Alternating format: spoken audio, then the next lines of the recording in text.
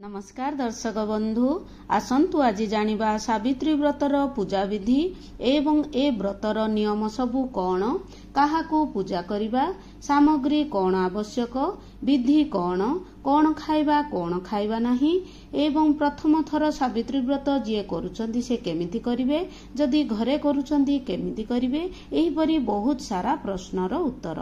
ज्येष्ठ मास कृष्ण पक्ष अमावास्या तिथि रे सावित्री अमावास्या पालन करा जाए। एही वर्ष 2025 26 मे सोमवार दिन पड़ुअछि। सावित्री व्रत करिबा द्वारा सुख समृद्धि वैभव एवं सौभाग्य प्राप्ति होइथाए। सौधवा नारी स्वामींकर दीर्घायु पाई एही व्रत करिथांती। सबु जगारे नियम भिन्न भिन्न किंतु उद्देश्य एका जे स्वामींकर मंगल कामना करिबा। देवी सावित्री एही दिन सत्यवानकर प्राण को जमराजंक ठारू रक्षा करि आनिथिले। सावित्रींक निष्ठा एवं ज्ञानर गारिमारे खुशी होई जमराज आशीर्वाद देइथिले। तेणु एही दिन ठारू सावित्री व्रत पालन करा जाउअछि। कोहिनूर प्रेस पंजिका अनुसार मे 26 तारीख सोमवार दिन चतुर्दशी तिथि 12:07 पर्यंत रहुअछि। तापरे अमावास्या तिथि आरंभ हेउछि। अमावास्या तिथि दिन सारा रहुअछि। अमावास्या तिथि समाप्त हेबो 27 तारीख मंगलवार सकाळ 8:27 रे। तापरे प्रतिपदा तिथि आरंभ हेबो। प्रतिपदा तिथि रे पूजा करा जाय नाही। तेणु 26 तारीख रे ही सोमवार दिन पूजा करा जिवो। एवं लेखा अछि सधवा स्त्री मानकर सावित्री व्रत उपवास एवं लक्ष्मी नारायण पूजा बट सावित्री पूजा एवं अमृत बेला एवं महेंद्र बेला मध्य दे देइछि। एही पूजा दिन प्रथमे आमे ब्रह्म मुहूर्त उठी गंगा जल हलदी जल रे स्नान करिबा एवं पूर्व दिन ही चुटी सफा करी व्रत दिन केवल पानी रे धोई देबा। सधवा नारींकर व्रत तेणु से दिन सबु प्रकार अलंकार पिंधिबा एवं पूर्व दिन ही मेहंदी लगेबा द्वारा ताहा भल पाची थाए एवं शंखा चूड़ी को मध्य पूर्व दिन ही पिंधिबा। काहेकि अमावास्या दिन शंखा चूड़ी कड़ा जाए नाही। एवं अलता जेमिति हेले लगेबे। अलता लगेबा द्वारा यहा होची नारींकर शुभ प्रतीक। तेणु व्रतर आग दिन ही बिना पियाज रसुण रे सात्विक भोजन करा जाय थाए। कारण पूर्व दिन ही समस्त सामग्री को एकत्रित करी रखा जाय थाए। एवं आसंतु जानिबा कोन सबु सामग्री आवश्यक। आमको गोटिए थाली रे फल एवं अन्य एक थाली रे श्रृंगार सामान एवं आउ गोटिए थाली रे ब्राह्मण को दक्षिणा एवं संचा। आमर गोटिए थाली रे आमे जेउ सबु नुआ फल दबा। फल भितरे पणस खजुरी ताल लिचु आंब जामुकोली सेप्टा एवं आमे जो डेली यूज करूचे नड़िया कदली।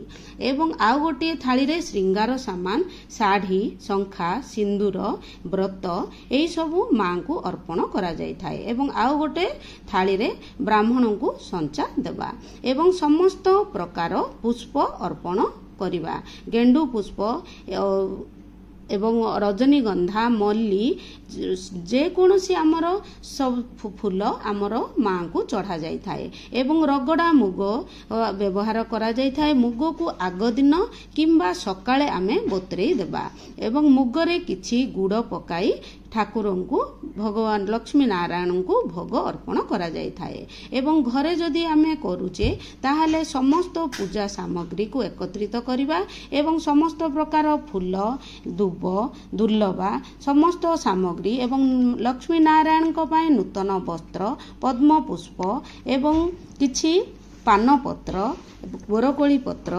एवं चंदन सिंदूर अक्षत एवं कलश पाई समस्त सामग्री आंब डाल एई सबु एही दिन लक्ष्मी नारायण को पूजा करा जाय थाए। एवं शिव पार्वती को मध्य पूजा करा जाय थाए। एवं हळदी रे आमे लक्ष्मी नारायण प्रतिमूर्ति अंकन करी मध्य पूजा करि परिबा। प्रथमे आमे ठाकुर रूम को गंगा जल रे सिंचन करी पीढ़ा पके दबा एवं पीढ़ा उपरे किछि वस्त्र बिछे देई अष्टदल कमल बा 8 पाखुड़ा विशिष्ट पद्म करिबा एवं कलश स्थापन करिबा। प्रथमे गंगा जल तापरे शुद्ध जल दबा एवं सेथिरे किछि हळदी हलदिया चाउल हल गुड़ किछि मिठा निमंते गुआ एवं टंकाकिया कॉइन लवंग अलैच इलायची एहीपरि सबु देबा एवं किछि सुगंधित पाई अतर अर्पण करिबा। अतर देवादेवी को अत्यंत प्रिय।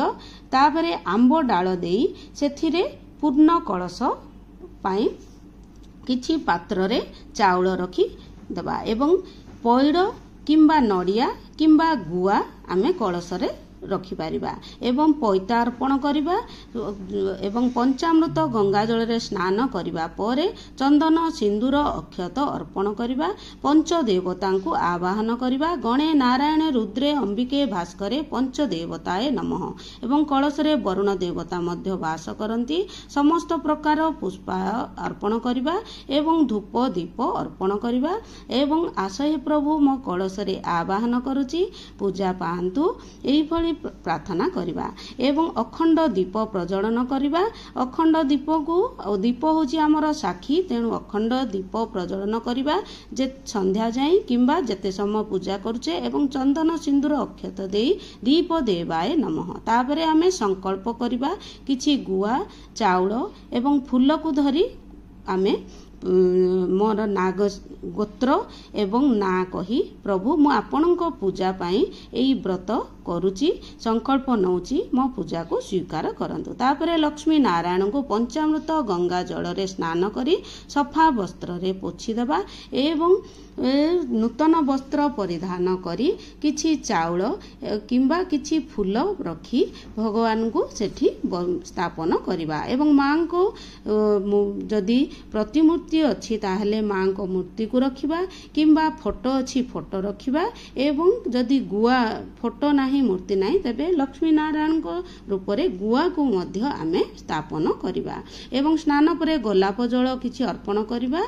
चंदन सिंदूर अक्षत कला राशि अर्पण करी आमे भगवान को जहा सबु प्रिय अर्पण करिबा पुष्प पुष्पमाळ बेलपत्र मां को एवं आमे अतर किछि अर्पण करिबा एवं झुणा मां को अत्यंत प्रिय होइताय झुणा अर्पण करिबा एवं प्रथमे आमे झुणा रे समस्त प्रकार गुगुल देबा द्वारा एहा मां को अत्यंत प्रिय होइताय। धूप दीपं समर्पयामि।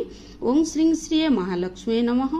ओम नमो भगवते वासुदेवाय नमः एही भଳି कही आमे प्रार्थना करिबा एवं प्रथमे आमे भोगरे समस्त प्रकार फल भोग पूजा करिबा एवं पूजा पूर्वरु आमे सावित्री मांकर व्रत बही मध्य पूजा करिबा एवं सावित्री व्रत कथा पठन करिबा। पठन सरिबा परे पठन जदि आमे करि पारुने ताहाले आमे मोबाइल रे सुनी पारिबा एवं मंत्र ओम श्री श्री महालक्ष्मी नमः ओम नमो भगवते वासुदेवाय नमः एही मंत्र को आमे रुद्राक्ष माळ हो जे कोनसी माळ हो आमे जप करि परिबा।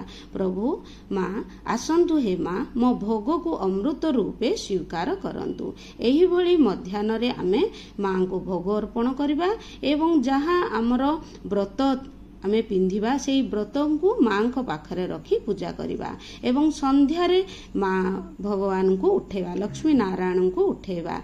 सेही दिन ठाकुर को उठा जाएनी केवल टिके घुंचा जाई थाए एवं धूप दीप अर्पण करी टिके घुंचा जाई थाए एवं भोगरे आमे आचमन पाई जल जेमिति हेले देबा एवं जल देबा परे शेष रे पान दिया जाई थाए। ओम तांबुलाए समर्पयामि। देवादेवी को तांबुल अत्यंत प्रिय होई थाए पान जेमिति हेले अर्पण करिवे एवं पुणी थरे सकाळे आमे ठाकुर को स्वस्थाने गच्छ स्वस्थाने गच्छ एही भଳି 3 थर कही ठाकुर को मां को निज स्थान को आमे नै जिबा एवं टिके संध्या रे ही टिके कलश को घुंचे देथिबा एवं मां को विग्रह को टिके घुंचे देथिबा एवं सेदिन ठाकुर को उठा जाएनी एवं सकाळे आमे ठाकुर को निज स्थान को नै जिबा तापरे आमे व्रत खोलिबा। ଏବଂ ଧୂପ ଦୀପ ଅର୍ପଣ କରିବା, ସ୍ତୁତି ପଠନ କରିବା, ତାପରେ ଭଗବାନଙ୍କର ଆଳତି କରିବା। ଆଳତି ମନ୍ତ୍ରରେ ଓଁ ଶ୍ରୀ ସିଏ ମହାଲକ୍ଷ୍ମୀ ନମଃ କିମ୍ବା କର୍ପୂର ଗୌରମ କରୁଣା ଅବତାରମ ଏହି ମନ୍ତ୍ର ଆମେ ଗାନ କରିପାରିବା ଏବଂ ଆଳତି ଭଗବାନଙ୍କୁ ଅର୍ପଣ କରିବା ପରେ ନିଜେ ନେବା ଏବଂ ଟିକେ ଗରମ ଲାଗିଥିବ ବୋଲି ଠାକୁରଙ୍କୁ ପୋଛିଦେବା ଏବଂ ଟିକେ ବିଞ୍ଚିଦେବା। ଏହିଭଳି ଆମେ ଯଦି ଘରେ କରୁଛେ ତାହେଲେ ଭଗବାନଙ୍କର ଫଟୋ ରଖି ଲକ୍ଷ୍ମୀ ନାରାୟଣଙ୍କୁ ପୂଜା କରିବା।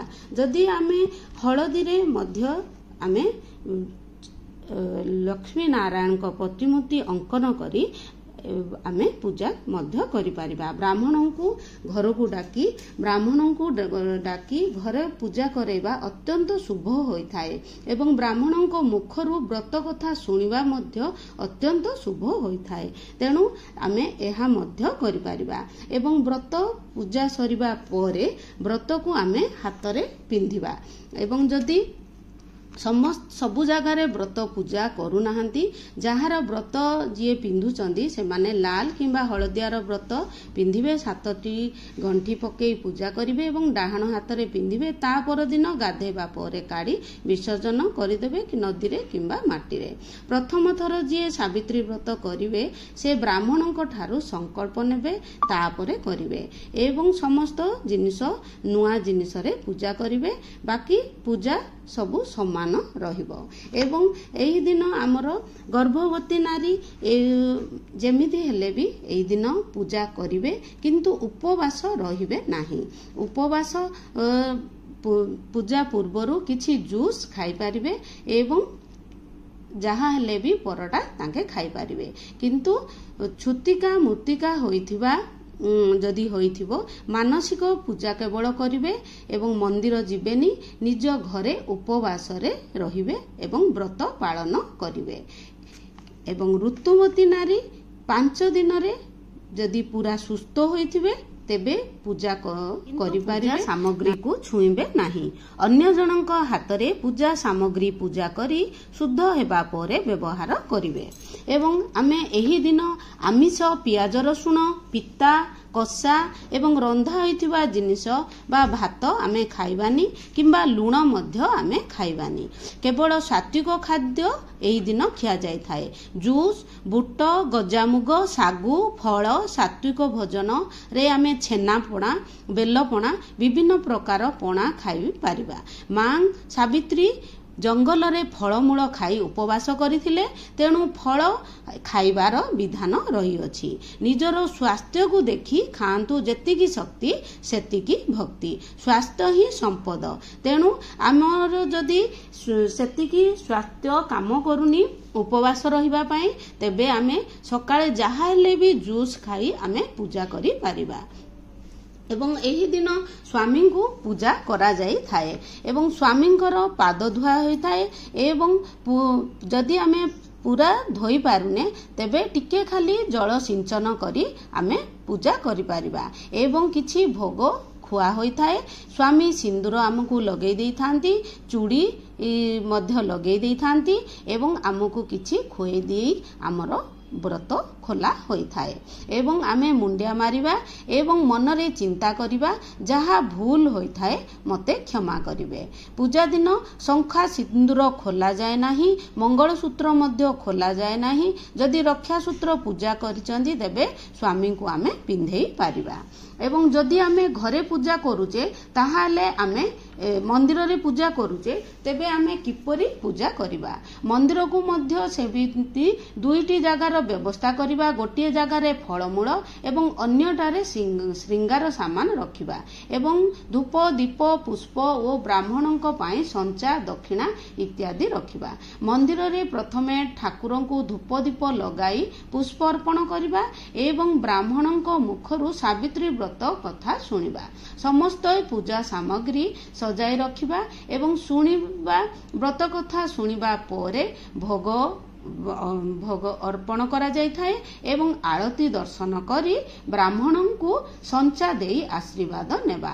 ଏହି ଦିନ ଯେତେ ଶ୍ରୀଙ୍ଗାର ସାମାନ ଆମେ ଦାନ କରିବା ସେତେ ଆମକୁ ପୁଣ୍ୟ ମିଳିଥାଏ।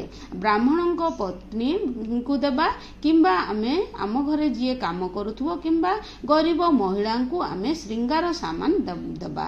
ଯାହା ଆମେ ଦେଇଥିବା ତାହା ଆମକୁ ଆର ଜନ୍ମରେ ମିଳିଥାଏ। ତେଣୁ ଏହି ଦିନ ଦାନ ଯେମିତି ହେଲେ ବି ଆମେ କରିବା। ଏବଂ ପୂଜା ସରିବା ପରେ ବୃନ୍ଦା ମାଙ୍କୁ ମଧ୍ୟ ପୂଜା କରାଯାଇଥାଏ ଏବଂ ସୂର୍ଯ୍ୟ ଦେବତାଙ୍କୁ ମଧ୍ୟ ପୂଜା କରାଯାଇଥାଏ ଏବଂ ବଟ ବୃକ୍ଷଙ୍କୁ ମଧ୍ୟ ଏହି ଦିନ ପୂଜା କରାଯାଇଥାଏ। କାହିଁକି ବଟ ବୃକ୍ଷକୁ ପୂଜା କରାଯାଇଥାଏ? କାରଣ ଏହି ଦିନ ବଟ ବୃକ୍ଷ ତଳେ ସାବିତ୍ରୀ ସତ୍ୟବାନଙ୍କର ମୃତ ଶରୀରକୁ ଧରି ବସିଥିଲେ ଏବଂ ଏହି ବଟ ବୃକ୍ଷ ତଳେ ହିଁ ସାବିତ୍ରୀ ସତ୍ୟବାନଙ୍କ ପ୍ରାଣ ବା ଆତ୍ମାକୁ ଆଣି ସତ୍ୟବାନଙ୍କ ଶରୀରରେ ଦେଇଥିଲେ। ଦେବୀ ସାବିତ୍ରୀଙ୍କର ତ୍ୟାଗ ଏବଂ ପତିବ୍ରତା ପ୍ରେମ ଏବଂ ପତିବ୍ରତା ଧର୍ମକୁ ସ୍ମରଣ କରି ଏହି ବଟ ବୃକ୍ଷକୁ ପୂଜା କରାଯାଇଥାଏ ଏବଂ ଏହି ଶାସ୍ତ୍ର ଅନୁସାରେ ବଟ ବୃକ୍ଷରେ ବ୍ରହ୍ମା ବିଷ୍ଣୁ ମହେଶ୍ୱର ବାସ କରିଥାନ୍ତି। ତେଣୁ ଓಂ ନମଃ ଶିବାୟ ଭଗବତେ ବାସୁଦେବାୟ ନମଃ ଏହିଭଳି କହି ଆମେ ପଞ୍ଚୋପଚାରରେ କ୍ଷୀର ଅର୍ପଣ କରି ବଟ ବୃକ୍ଷକୁ ଆମେ ପୂଜା କରିବା ଏବଂ ପରିକ୍ରମା ଆମେ 7 ଥର 5 ଥର 11 ଥର କରିପାରିବା ଏବଂ ବାମରୁ ଡାହାଣକୁ ଆମେ ପରିକ୍ରମା କରିବା। ଏବଂ ଯଦି ଘରେ ପୂଜା କରୁଛନ୍ତି ବଟ ବୃକ୍ଷକୁ ଆଗ ଦିନରୁ ଆଣି ଫୁଲ କୁଣ୍ଡରେ ରଖି ପୂଜା କରିବା ଏବଂ ସମସ୍ତ ପୂଜା ସାମଗ୍ରୀ ମାଙ୍କୁ ଛୁଏଁ ଦେବା ଏବଂ ଛୁଏଁ ଆମେ ଏହାକୁ ନେଇ ଘରେ ନିଜେ ପିନ୍ଧିବା ଏବଂ ସମସ୍ତ ମହିଳାଙ୍କୁ ଏହି ଦିନ ମା ମାନଙ୍କୁ ସିନ୍ଦୁର ଅର୍ପଣ ଦାନ କରାଯାଇଥାଏ।